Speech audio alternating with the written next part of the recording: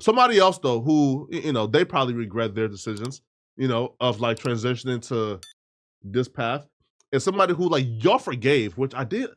I don't quite understand why you forgave this person. Pearl. No. Okay. Yeah. So just walk us through that decision of like thinking about, okay, Pearl, like at some point we were like, bro, fuck you, we not forgiving you, but y'all eventually, I think like squashed it, right? Yeah, man. I mean, like, look, I think there's always, at the end of the day, it's the internet. Nothing is really that serious. I mean, hell, I didn't like that you said those things about me, but we're having a discussion now because I can speak with people that I have disagreements with. So I think that's very important to be able to have discourse with people we disagree with. And then for her, it wasn't the worst thing ever. Like, I think she had said something about she didn't like how I talked with her ex-boyfriend when she came, which I can understand why she would feel that way. But at the same time, we had just had that like guy show up at the place. So obviously I was on edge. So I talking about the angry reactions, dude. Yeah. The big ass black yes, dude yeah. She brought him there and she didn't tell me about it. Got it. Or she had spoken with other people on the team, but they didn't tell me and she was supposed to tell me. Right. But miscommunication, whatever. So I was like, dude, this is the end of the world. And she apologized. So I was like, all right, man, like no big deal. Now my issue with Pearl is more just the fact that I feel like at some point she just realized that she could just say the dumbest possible things on Twitter and that would be like her path to getting attention on the internet. I feel like when I interviewed her, she's really good at rage baiting on Twitter. Still like sort of reasonable. And then at some point it became like every woman who gets raped deserves it.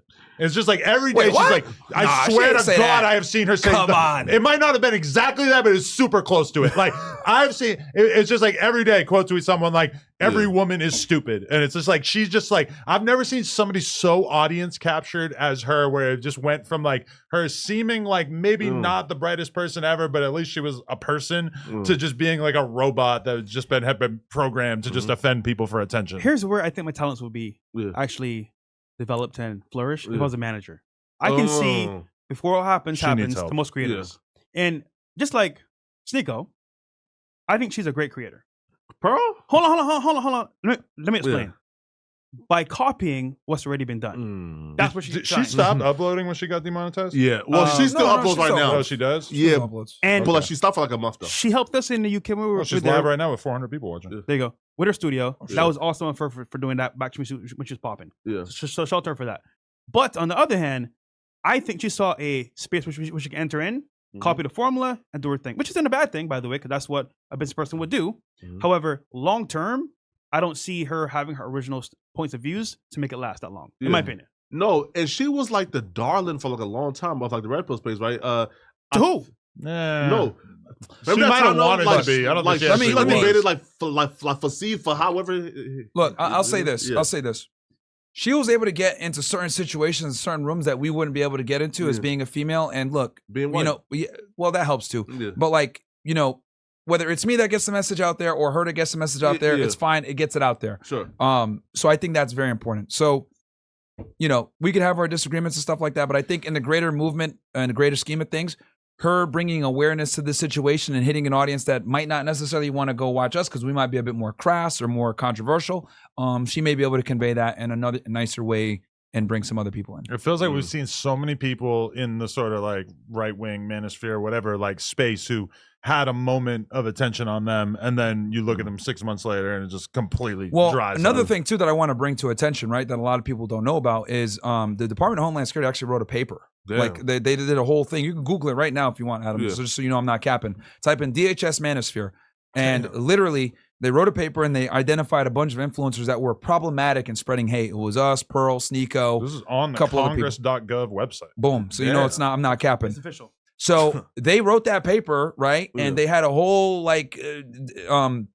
a hearing on this thing on TV. Yeah. And what ended up happening was I noticed that all the Red Pill channels started like getting hit on the YouTube algorithm, not getting as much views and as much reach. Yeah. Now, with that said, Donald Trump on day one signed an executive order to stop government collusion with big tech to censor people. So hopefully we can reverse that, because that right there is the purest form of government intrusion onto American citizens to silence them and censor their ability to speak freely. And they're colluding with big tech. Who did it? They did it with all the platforms.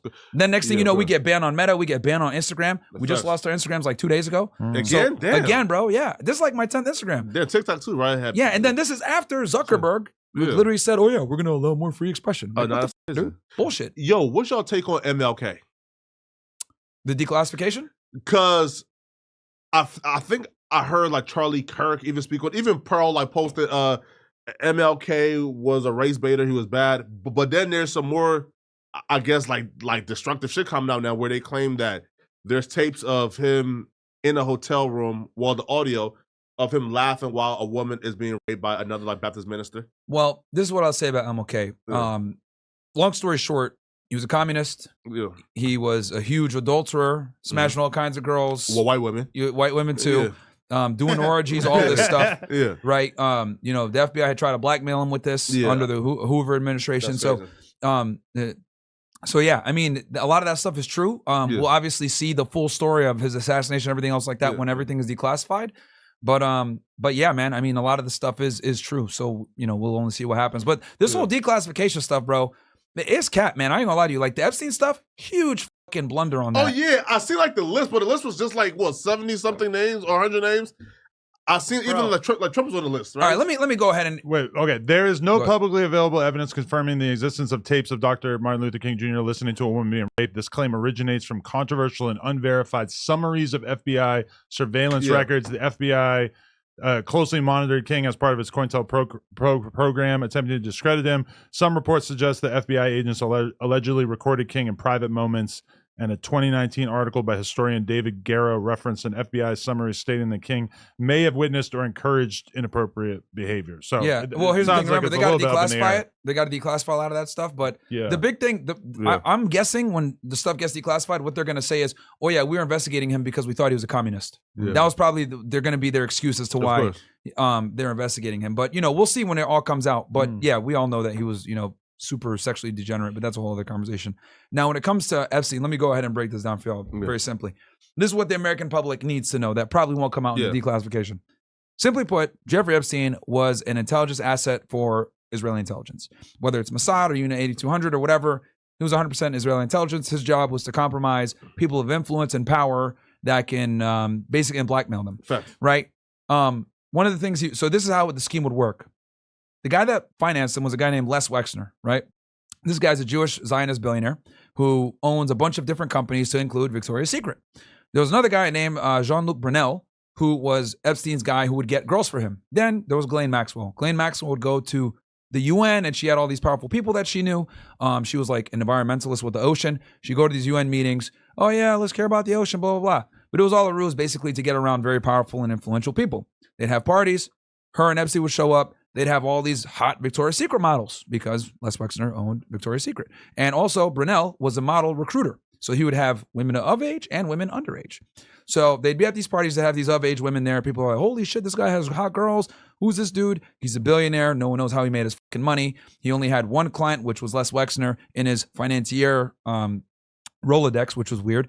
But he'd be like, hey, you know what? You should hang out with us one time. You come to my house in Palm Beach, come to my house in New York City, come to my house in Nevada. I got a ranch over there. Come to my house in France. He had, or my island. He had all this money and all these places.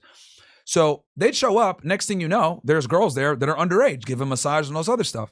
Now you guys might be wondering, well, hold on. How did he recruit these girls? Well, back in the early 2000s and even before that, what Epstein would do is there were high school girls all over Palm Beach, and he would recruit one to do these massages. And then every time she would come, he would kind of like escalate it. And then he'd pay her a couple $100s and be like, hey, do you have any friends that you go to school with? I remember this from the documentary, yeah. Boom. So he'd recruit, basically had a whole ring of girls that were underage. They would do these massages, and they would go to his house and service his clients and everything else like that. So that's how he had the girls. Now, he actually went to jail for this. Palm Beach and the state arrested him for this. Now, the FBI did investigate him, but what ended up happening was the United States attorney for the Southern District of Florida, a guy named Acosta, he was told to stand back because Epstein was intelligence. And one of the things that Epstein would do is he would compromise these people and blackmail them. So like Bill Gates is one of the known people. What he would do is like, hey, Bill, this is what you're going to do. I need you to donate money to MIT, to their tech program. They donate money to MIT in his name, of course. He would be there to oversee all the new technology and innovations they would get. He would take those secrets and give them to Israel. Because Israel has been stealing technology from us for a very long time. They have some of the best intelligence assets and best military because we fund them a lot, and the Mossad is very cutthroat. Literally, their motto for many years was, by deception, we create war. They're the kings of false flags, right? And blaming it on Arab countries and using the guise of terrorism. So he was stealing technology U.S. universities that Bill Gates and other wealthy people would donate on his behalf. Wow. So that's just one example of how he would do it. But that's how the scheme worked. Wow. Now, the reason why they don't want to declassify this, because they're going to expose a lot of people in the Jewish Zionist lobby. That's why. A big reason.